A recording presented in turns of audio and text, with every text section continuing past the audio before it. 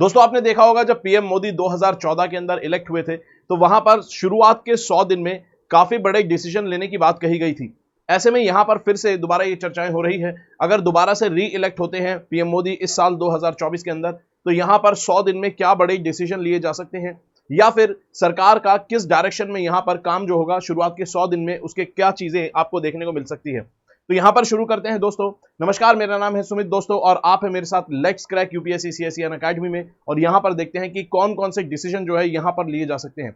जैसे यहां पर चर्चा निकलकर सामने आ रही है कि यहां पर शुरुआत के 100 दिन में ऐसे डिसीजन लिए जा सकते हैं जिसमें आपको देखने को मिल सकता है कि होम लोन्स जो है वो सस्ते हो जाए, इंसॉल्वेंसी एंड बैंकरप्सी कोड जो है उसके अंदर कुछ अमेंडमेंट्स आपको देखने को मिले, और इसके अलावा नए अर्बन सेंटर्स हो सकता है यहां पर बनाए जाएं। बताया जा रहा है कि यहां पर हो सकता है कि लगभग 10 नए शहर जो हैं उनको बनाया जा सकता है, ताकि जो कंजेशन है शहरों के अंदर, बाकी जो अभी एग्जिस्टिंग शहर हैं उनके अंदर जो भीड़ है उसको मैनेज यहां पर किया जा सके, और मैन्युफैक्चरिंग और सर्विस सेक्टर को बढ़ावा और बूस्ट यहां पर दिया जा सके।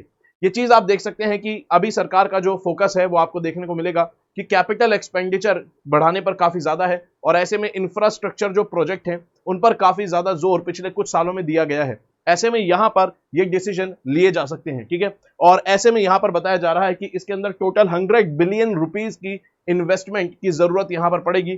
टोटल फंडिंग यहां पर 100 बिलियन रुपीस की जरूरत यहां पर पड़ेगी।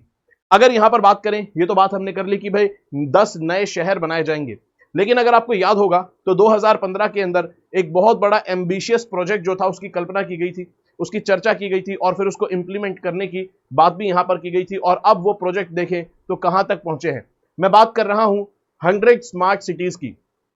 तो आखिर जो 100 स्मार्ट सिटीज थी उनका स्टेटस क्या है ये भी हमें पता होना चाहिए, और क्योंकि नए शहरों की यहां पर बात हुई है तो 100 जो स्मार्ट सिटीज थी वो आपको देखने को मिलेगा कि काफी स्लो पेस में ये चल रही है। और अगर बात करें, सरकार ने इसकी जो डेडलाइन डिसाइड की थी वो जून 2023 की थी, और अब जून 2024 इसकी नई डेडलाइन बना दी गई है, यानी कि इसकी डेडलाइन आपको ऑलरेडी एक्सटेंडेड यहां पर देखने को मिलती है। ऐसे में यहां पर पार्लियामेंट्री पैनल की रिपोर्ट आती है और वो स्टेटस बताती है 100 स्मार्ट सिटीज का। तो यहां पर कहा जाता है कि 100 स्मार्ट सिटीज में से सिर्फ और सिर्फ अभी तक एक ही स्मार्ट सिटी आपको पूरी तरह से कंप्लीट होती हुई नजर आती है, वो है मदुरई की। तो 100 स्मार्ट सिटीज में से सिर्फ और सिर्फ एक ही स्मार्ट सिटी आपको कंप्लीट होती हुई नजर आएगी, वो है मदुरई की। उसके अलावा अगर यहां पर बात करें तो कहता है कि यहां पर 57 सिटीज ऐसी हैं जहां पर 80 से 100% के बीच में आपको काम कंप्लीट होता हुआ नजर आएगा। तो 80 से 100% काम लगभग आपको 57 सिटीज में देखने को मिलता है। इसके अलावा कहता है कि यहां पर आपको 14 यानी कि 14 सिटीज ऐसी मिलेंगी जिसके अंदर आपको 50% से कम या फिर 50% के आसपास काम आपको देखने को मिलेगा। तो कुल मिलाकर जो स्मार्ट सिटीज हैं ये भी अपनी डेडलाइन जो है 2024 की मोस्ट प्रोबेबली इसको मिस करने वाली हैं। तो स्मार्ट सिटीज बहुत डिलेड प्रोजेक्ट आपको देखने को मिलेगा, फिलहाल चल रहा है। ऐसे में अगर बात करें, यहां पर ये जो बातें निकलकर सामने आई है कि भाई शुरुआत के 100 दिन में किस डायरेक्शन में डिसीजंस लिए जाएंगे। दरअसल ये जो बीजेपी का मैनिफेस्टो है उसके अंदर जो वादे किए गए हैं खासतौर पर इकोनॉमी को लेकर, उस पर हमारा ही फोकस रहेगा। बाकी जो पॉपुलिस्ट मेजर है उस पर नहीं जाएंगे। जो यहां पर इकोनॉमी को लेकर चर्चाएं हैं उसके ऊपर ही यहां पर एक्शंस लिए जाएंगे, और उसी को एक्सटेंड करके यहां पर जो रिपोर्ट्स निकल कर आई है गवर्नमेंट की तरफ से, ऑफिशियल्स की तरफ से, न्यूज़पेपर में जो छपी हैं उसमें गवर्नमेंट ऑफिशियल्स बताते हैं कि किस डायरेक्शन में डिसीजन लिए जाएंगे। वो दरअसल मैनिफेस्टो का ही आपको एक्सटेंडेड वर्जन यहां पर डिसीजंस के रूप में देखने को मिलेगा। जैसे कहता है कि भाई अगर आप सिटीज को बढ़ावा देंगे तो जाहिर सी बात है आपको लोगों को वहां पर बसाना पड़ेगा। तो ऐसे में यहां पर सस्ते होम लोन्स आपको मिल सकते हैं देखने को, यानी कि जो इंटरेस्ट रेट होगी होम लोन्स पर उस पर आपको सब्सिडी देखने को मिल सकती है, जिससे कि रियल एस्टेट जो सेक्टर है उसको बढ़ावा देश में मिले।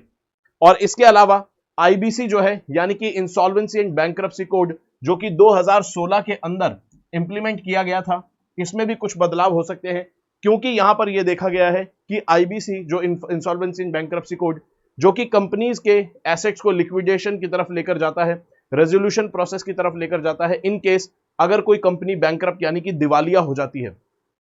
तो अगर कोई कंपनी अपने आप को बैंकरप्ट घोषित कर देती है तो फिर उसकी एसेट्स का, उसकी संपत्ति का क्या किया जाएगा, कैसे उसको लिक्विडेट किया जाएगा, कैसे प्रोसेस पूरा रिजॉल्व किया जाएगा ताकि रिकवरी यहां पर लोन वगैरह की यानी कि उगाही हो सके। ठीक है, कुल मिलाकर ये बात है।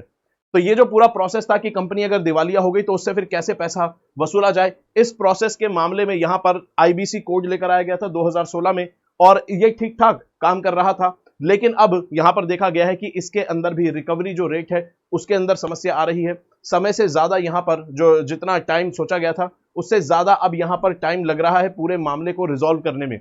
तो ऐसे में यहां पर बताया जा रहा है कि सरकार आते ही शुरू के 100 दिन में यहां पर ऐसे डिसीजन ले सकती है कि जो इंसॉल्वेंसी बैंक्रप्सी कोड में ये जो रिकवरी रेट गिर रही है इसको इंप्रूव करे, और साथ ही में यहां पर जो टाइम एक्स्ट्रा लग रहा है इसको भी यहां पर कंट्रोल करने की कोशिश यहां पर की जाएगी, और बैंक्रप्सी जो ट्रिब्यूनल है ये केसेस को इसका फास्ट निपटारा करे। ऐसे में अगर आंकड़ों को देखें आईबीसी से जुड़े हुए तो कहता है कि मार्च 2019 के अंदर रिकवरी रेट 43% था, जो कि सितंबर 2023 में आपको 32% पर गिरता हुआ नजर आता है। इसके अलावा अगर बात करें यहां पर रेजोल्यूशन टाइम की तो कहता है कि एवरेज रेजोल्यूशन टाइम आपको 324 से 653 तक बढ़ता हुआ नजर आता है, यानी कि 2 साल से भी ज्यादा आपको लग रहे हैं किसी केस का निपटारा करने में यहां पर, ठीक है। लगभग 2 साल के आसपास आपको यहां पर लग रहे हैं, ठीक है। और पहले 1 साल से थोड़ा कम समय लगता था, अब लगभग 2 साल से थोड़ा कम समय आपको देखने को मिलेगा कि कोई केस यहां पर चल रहा है जिसमें कोई कंपनी अगर दिवालिया हो गई तो उससे कैसे पैसा वसूला जाएगा इन्वेस्टर्स का, ठीक है। तो यहां पर ये प्रोसेस को फास्ट बनाया जाएगा। इसके अलावा कहता है कि यहां पर हाल ही में इस साल शुरुआत में कुछ रूल्स जारी करे गए थे जो ये बता रहे थे कि कैसे भारत की जो कंपनीज है वो इंटरनेशनल मार्केट में खुद को लिस्ट कर सकती है, स्टॉक मार्केट में खुद को लिस्ट कर सकती है, गुजरात का जो फाइनेंशियल सेंटर है इंटरनेशनल फाइनेंशियल सेंटर उसके थ्रू। ऐसे में ये रूल इस साल के शुरुआत में जारी किए गए थे लेकिन अभी इंप्लीमेंट नहीं किए गए हैं, तो ऐसे में इनको इंप्लीमेंट किया जाएगा, ठीक है। इन रूल्स को इंप्लीमेंट किया जाएगा ताकि भारत की जो कंपनी है वो इंटरनेशनल शेयर मार्केट्स के अंदर खुद को लिस्ट कर पाए। इसके अलावा नए फ्री ट्रेड अग्रीमेंट साइन किए जाएंगे, खासतौर पर किससे, यूनाइटेड किंगडम और ओमान से। दरअसल यूनाइटेड किंगडम के साथ आपने देखा होगा बायलैटरल जो ट्रेड इन्वेस्टमेंट अग्रीमेंट है, ठीक है, बीटीआई है, वो बहुत लंबे समय से चर्चा का विषय बना हुआ है लेकिन अभी तक साइन नहीं हुआ। तो यहां पर बात हो रही है कि यूके के साथ जो अग्रीमेंट है फ्री ट्रेड का वो साइन किया जाएगा। उसके अलावा ओमान से भी यहां पर फ्री ट्रेड अग्रीमेंट साइन किया जाएगा। अगर पिछले 3 सालों में देखें तो भारत ने कई नए फ्री ट्रेड अग्रीमेंट साइन करे हैं, जैसे कि मॉरिशस के साथ, यूएई के साथ और ऑस्ट्रेलिया के साथ। ऐसे में यहां पर यूके और यूरोपियन देशों से बाकी यहां पर फ्री ट्रेड अग्रीमेंट कुछ साइन होने बाकी है जिसको साइन किया जाएगा। दरअसल भारत ने 2019 में खुद को आरसीईपी यानी कि रीजनल कॉम्प्रिहेंसिव इकोनॉमिक पार्टनरशिप, ये जो एक ब्लॉक बन रहा था trade block south east Asian region में, इससे खुद को भारत ने पुल आउट कर लिया। कुछ यहां पर भारत के डेयरी सेक्टर्स और फार्मिंग सेक्टर से जो रिलेटेड समस्याएं थी, चिंताएं थी, उनको ध्यान में रखते हुए, तो ऐसे में यहां पर जब इतने बड़े रीजनल ट्रेडिंग ब्लॉक से भारत ने खुद को बाहर लिया है, ये एक प्रकार का फ्री ट्रेड अग्रीमेंट ही था और उससे भी ऊपर के लेवल का था जिसमें बहुत सारी जो रिस्ट्रिक्शंस थी व्यापार पर उसको ईज आउट किया जाना था। तो ऐसे में यहां पर डर था कि भारत का जो डेयरी सेक्टर है और भारत का जो फार्मिंग सेक्टर है उसको समस्या यहां पर देखने को मिल सकती है एक्सटर्नल कंपटीशन की वजह से। उसके अलावा चाइना भी इसका आपको एक पार्ट देखने को मिलेगा।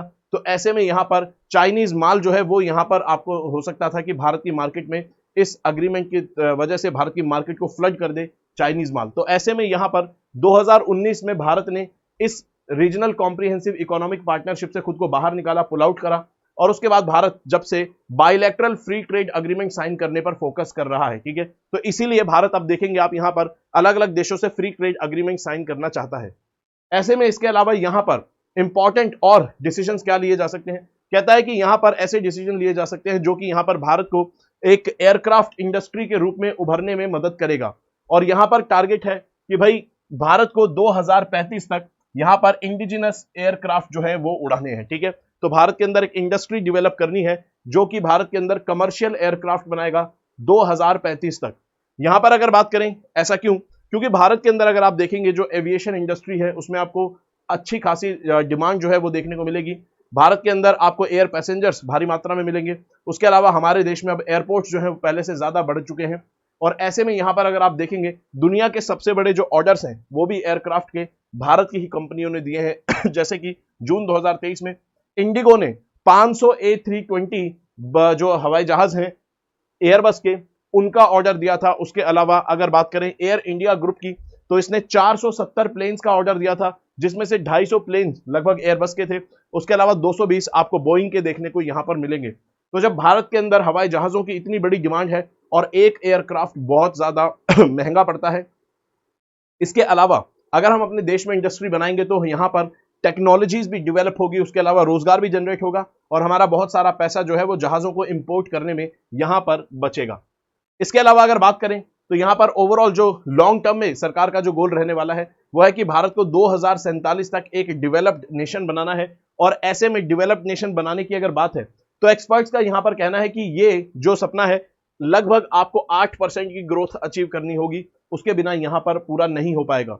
और ऐसे में यहां पर जो प्रोजेक्शंस है कि भाई कितनी इकोनॉमी यहां पर होनी चाहिए डेवलप्ड नेशन अगर आपको बनना है, तो आगे चलकर तो यहां पर अभी हमारी जो 3.5 ट्रिलियन की इकोनॉमी है इसको लगभग आपको 30 ट्रिलियन की इकोनॉमी बनानी पड़ेगी, तब जाकर यहां पर आप देखेंगे कि डेवलप्ड नेशन भारत बन पाएगा आगे चलकर।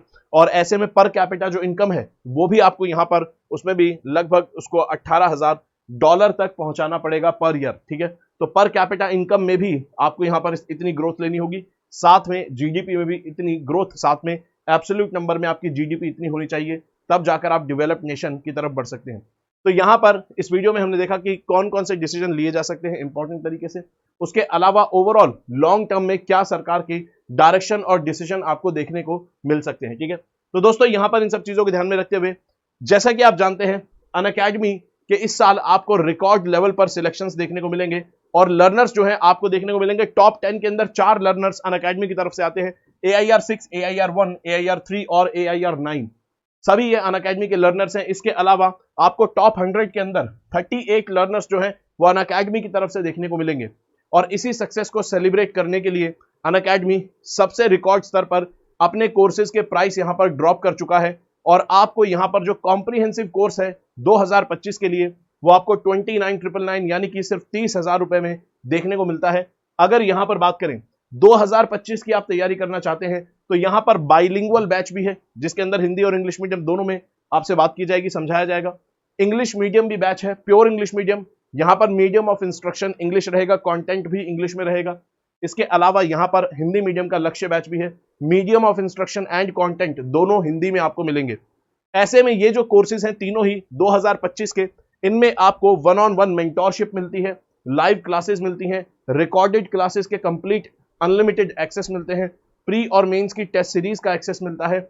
इसके अलावा यहां पर आपको जब भी क्रैश कोर्स लॉन्च होगा तो उसका भी एक्सेस मिलता है, सीसैट के कोर्स का भी आपको एक्सेस मिलता है। तो 2025 में आप एनरोल करना चाहते हैं तो सभी ऑफर्स आपको यहां पर मिलते हैं। और याद रखेंगे सिर्फ और सिर्फ 29,999 में, यानी कि अभी तक का सबसे लोवेस्ट प्राइस आपको देखने को मिलता है, जो कि बहुत ज्यादा लिमिटेड टाइम तक ही रहने वाला है, ठीक है। क्योंकि ये जो प्राइस है ये दरअसल जो रिकॉर्ड स्तर पर यहां पर रिजल्ट आया है, जिसमें रिकॉर्ड स्तर पर अनअकैडमी की तरफ से सिलेक्शन हुए हैं, इसको सेलिब्रेट करने के लिए है। तो ये यहां पर बहुत लिमिटेड टाइम तक ये ऑफर रहने वाला है।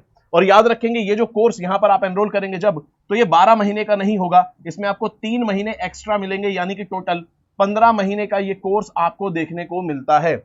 और अगले साल के मेंस तक इसको कवर किया जाएगा। और ऐसे में यहां पर अगर आपको इस कोर्स में एनरोल करना है दोस्तों तो कोड लगाना होगा SMK लाइव। तो SMK लाइव अगर आप कोड लगाएंगे तो तीनों ही कोर्सेज में एनरोल कर सकते हैं।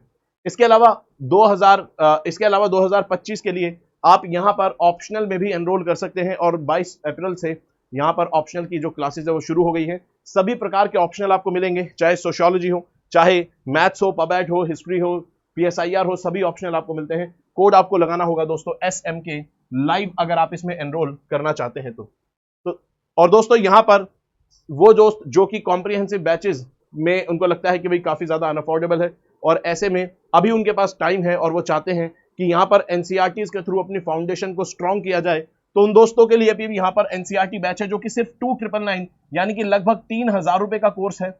और यहां पर आपको NCERTs कवर करवाई जाती हैं और 6ठी से 12वीं तक की NCERTs कवर करवाई जाती हैं, जिसमें मेरे साथ आप यहां पर हिस्ट्री की NCERT पढ़ते हैं। और जब हिस्ट्री की NCERT मेरे साथ आप कवर करते हैं तो ओल्ड NCERT पर हमारा फोकस रहता है।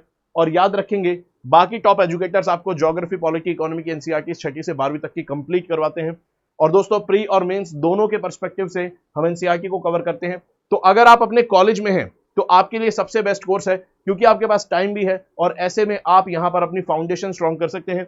सभी कोर सब्जेक्ट्स पर काम होगा इस कोर्स में, क्योंकि हिस्ट्री, पॉलिटी, इकोनॉमी, ज्योग्राफी ये यूपीएससी के कोर सब्जेक्ट्स हैं और इनमें अगर आप अपनी फाउंडेशन स्ट्रॉन्ग करते हैं तो आप यहाँ पर कई अटेम्प्ट्स अपने बचा सकते हैं। तो ऐसे में यहाँ पर कोड लगाना होगा दोस्तों SMK लाइव। ठीक है, चलिए अगर आप इस कोर्स में एनरोल करना चाहते हैं तो दोस्तों ये था पूरी वीडियो। आई होप वीडियो अच्छी लगी। वीडियो अगर अच्छी लगी तो वीडियो को लाइक करेंगे, चैनल को सब्सक्राइब करेंगे, पढ़ते रहेंगे, अपना ख्याल रखेंगे। जय हिंद दोस्तों।